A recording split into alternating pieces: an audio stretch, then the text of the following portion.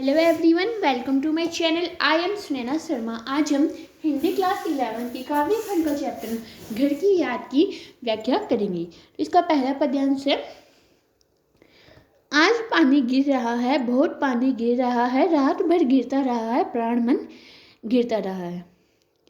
बहुत पानी गिर रहा है, घर नजर में तेर रहा है, घर की मुझसे दूर है जो, घर खुशी का पूर है जो। घर में चार भाई, मायके में बहन आई, बहन आई बाप के घर, हाय रे परिताप के घर। तो इसके अंदर फर्स्ट ऑफ ऑल इसमें बताया गया है कि वर्षा काल के समय का बताया गया है, जब जो कवि है वो जेल प्रवास के दौरान ये कविता लिखी गई है। एक रात लगातार बारिश होने के कारण अत्यधिक बारिश हो रही थी। उस समय कवि को अपने घर की याद आ रही थी। तो जो घर की याद की जो पीड़ा है, उन्होंने अपने शब्दों के माध्यम से रचना करके इस कविता की रचना की है। तो इसमें बताते हैं कि आज बहुत तेज बारिश हो रही है, पूरी रात से बारिश हो रही है। बरसते हुए पानी के बीच रात भर घर कवि की नज़रों में घूम रहा है। उसके घर में चार भाई है। जो उसका घर है वो दूर है, लेकिन वो खुशियों से भरा हुआ घर है। उस घर में उसके चार भाई है और उनकी जो बहन है वो अपने मायके में आई है, अपने पापा के घर या फिर बाप के घर आई है, लेकिन हाय रे परिताप के घर।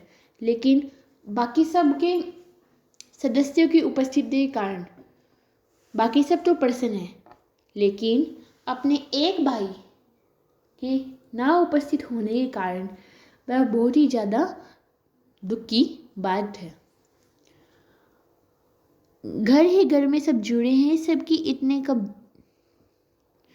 जुड़े हैं, चार बहिने, बुझा भाई प्यार बहिने। और माँ बिन पढ़ी मेरी, दुख में वह घड़ी मेरी, माँ की जिसकी गोद में से रख लिया तो दुख नहीं फिर, माँ की जिसकी स्नेह धारा कहाँ यहाँ तक भी नहीं पसारा, उसे लिखना नहीं आता जो कि इसका पत्र पाता। पिताजी जिनको बुढ़ापा एक क्षण भी नहीं व्यापा, जो अभी भी दौड़ जाए, जो अभी भी खिलखिलाए, मोट के आगे ना हिचके, शेर के आगे ना भिसके, बोल में बादल गरजता, काम में झंझा लरजता। तो जो घर के सदस्य हैं वो सभी एक साथ हैं। सभी सदस्य, उसके भाई, उसकी बहनें और उसके माता पिता, सब के बीच एक अटूट बंधन है। वह चार भाई और बहन है और उनके बीच की जो बॉन्डिंग है, जो रिश्ता है, वह बहुत ही ज़्यादा मजबूत बताया गया है। और भाई को क्या बताया गया? बलिष्ठ बताया गया, कर्मशील बताया गया है। और जो बहनों को स्नेही, प्यार भरी। और माँ बिन पढ़ी मेरी, और जो इनकी कवि की माता जी हैं वो अनपढ़ है, जिन्होंने अपने जीवन में काफ़ी कष्ट को सहन किया। वह बताते हैं कि जब वह अपनी माता के गोद में लेटते हैं तो सिर रखने के बाद दुख का अनुभव नहीं होता। और जो उनकी माता है वो लिखना तक नहीं जानती। कवि अपने पिता के बारे में बताते हैं कि उनके जो पिता है वे इतने साहसी है कि मौत के आगे हिचकते नहीं हैं, शेर के आगे डरते नहीं हैं। जब वे काम करते हैं तो तूफान को भी शर्म आ जाती है। इस तरह उन्होंने अपनी भाषा के द्वारा, अर्थात अपनी कला से शब्दों को इस तरह रचित किया है कि ये जो कविता है वो हमें बहुत ही सुंदर लगती है। तो इसके अंदर अगर इस पद का सारांश देखें तो जो उनके पिता हैं वो बहुत ही ज़्यादा साहसी है।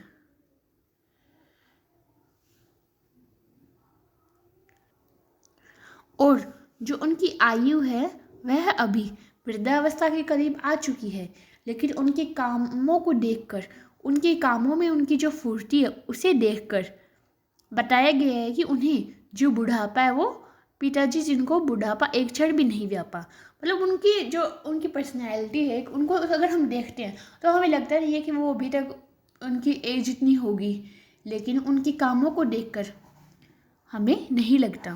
तो आगे देखते हैं।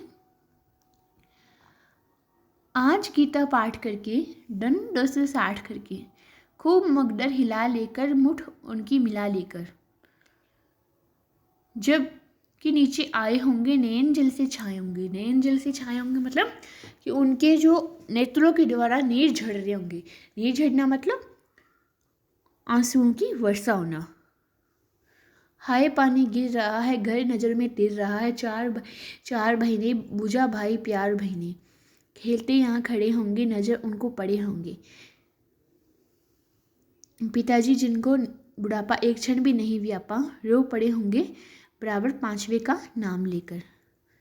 तो इसके अंदर क्या बताया गया, तो जो पिताजी उनकी दैन्य जो नित्य कार्य हैं वो क्या क्या करते थे, सुबह उठ के उनके बारे में बताया गया कि कवि अपने पिता के बारे में बताते हैं कि वे गीता का पाठ करके और 260 दंड बैठकर मुग्दर को दोनों हाथों से मिला लेकर और उनकी मुट्ठों को मिलाकर जब वे नीचे आए होंगे तो उनकी आंखों में पानी आया होगा। तो जो कवि है उनको अपने घर की याद सताती है। घर में उनके 4 भाई और 4 बहनें हैं, वो बड़ी सुरक्षा और प्यार से बंधे हुए एक दूसरे से, जो इस समय पिताजी को अपने 5वें पुत्र की याद आ रही है। 5वां मैं हूँ अभागा, जिसे सोने पर सुहागा पिताजी कहते थे, प्यार में बहते रहे। आज उनके स्वर्ण बेटे लगे होंगे उनको हेटे, क्योंकि मैं उन पर सुहागा बंधा बैठा हूँ अभागा। और माँ ने कहा होगा, दुख कितना बहा होगा, आंखों में किस लिए पानी, वहाँ अच्छा है भवानी। वह तुम्हारा मन समझकर और अपना मन समझकर गया है सो ठीक ही है, यह तुम्हारा लीक है। लीक मतलब परंपरा। पाँव जो पीछे हटाता कोक को मिली ले जाता, इस तरह हो ना कच्चे, रो पड़ेंगे और बच्चे। तो इसके अंदर क्या बताया कि जेल प्रवास के दौरान कवि है जो भवानी प्रसाद मिश्र ने लगातार बारिश में हो रही थी, तब घर की याद में ये जो पीड़ा अपनी व्यक्त की थी उसका आगे वाला पद्यांश देखते हैं। तो इसके अंदर क्या कहते हैं, उनका भाग्यहीन 5वां पुत्र उनके साथ नहीं है, परंतु पिताजी को वह सबसे प्यारा है। जब भी कवि के बारे में चर्चा चलती तो वह भाव विभोर हो जाते। आज उन्हें अपने सोने जैसे बेटे तुच्छ लगे होंगे, क्योंकि उनका सबसे प्यारा बेटा दूर जेल में है।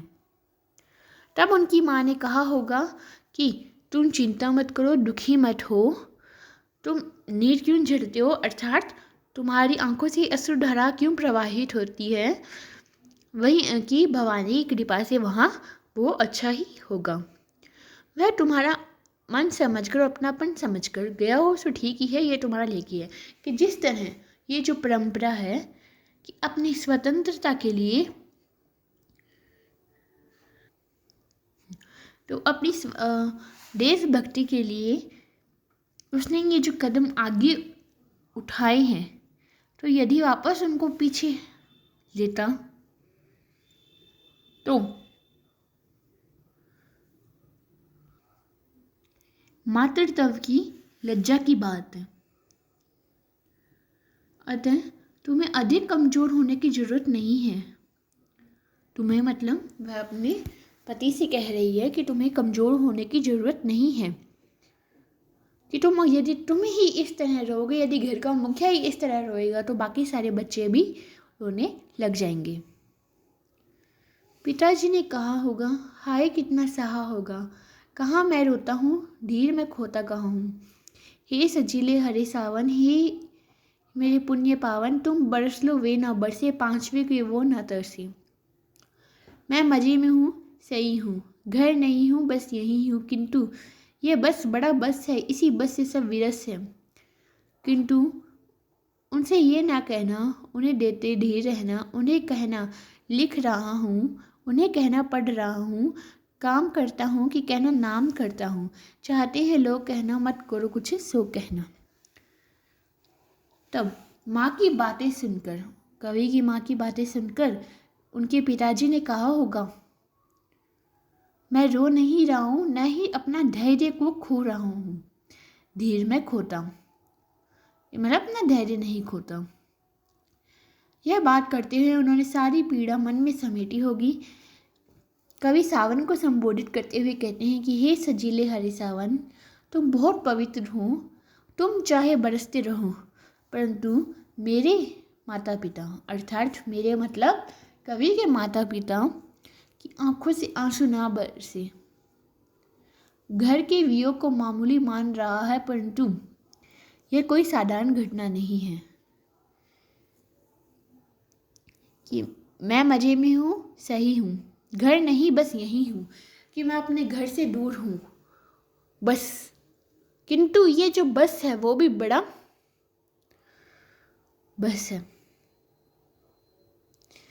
इसका अर्थ क्या है कि ये जो पीड़ा है घर से दूर जाने की, यह कोई साधारण पीड़ा नहीं है। बस कहने से ही ये सिर्फ एक शब्द में नहीं समा ही जाती, यह कोई साधारण घटना नहीं है।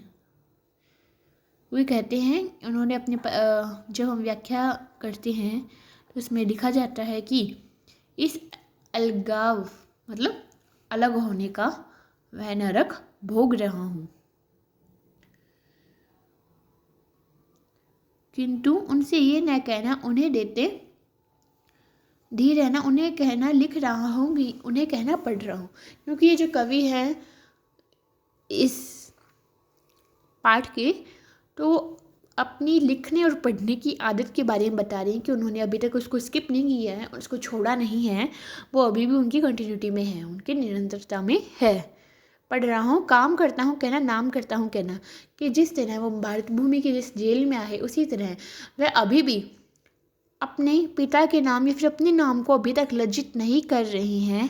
वह कह रही हैं कि मैं यहाँ पे भी काम करता हूँ और अपना नाम करता हूँ,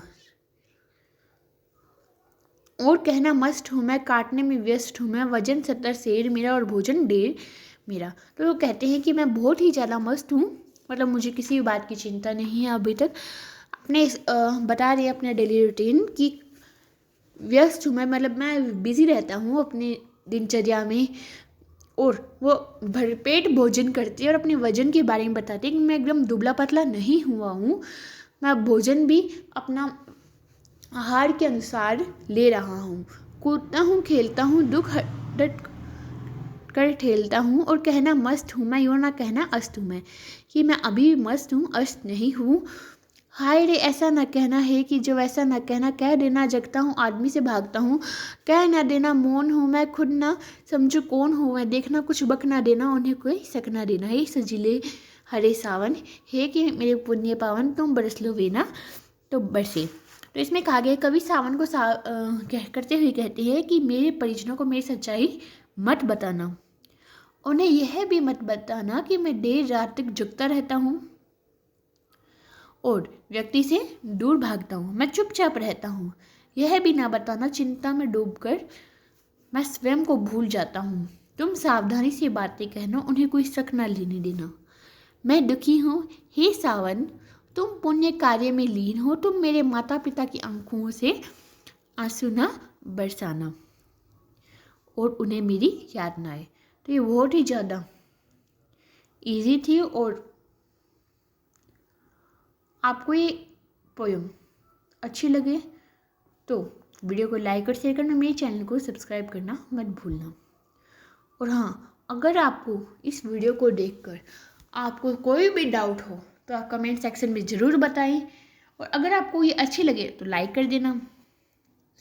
बाकी की वीडियो देखने के लिए हिंदी की बुक आरोह के नेम से अलग प्लेलिस्ट बना दी गई है, जिसमें आप हिंदी के सारे चैप्टर्स देख सकते हैं, जो इस साल हमारे बोर्ड एग्ज़ाम या फिर 11th क्लास के लिए जो डिलीटेड नहीं हो। और रिड्यूस सिलेबस का भी आपको वीडियो मिल चुकी होगी हिंदी के, तो उसे भी देख के आप अपना सिलेबस नोट कर लेना। Okay, thank you.